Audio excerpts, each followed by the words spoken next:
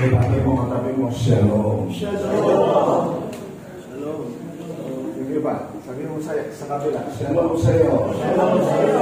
Sabihin ng Shalom. Shalom means wholeness, completeness, peace, prosperity, protection. Kaya gusto ko kung sinashalom. Shalom is a very powerful word.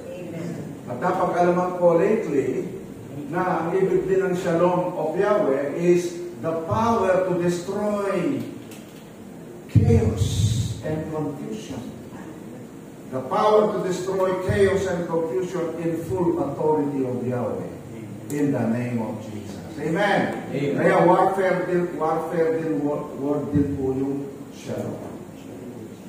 Hindi lang pagpapala, kundi warfare word din ang shalom. Amen. Sabihin natin, Shalom! Shalom!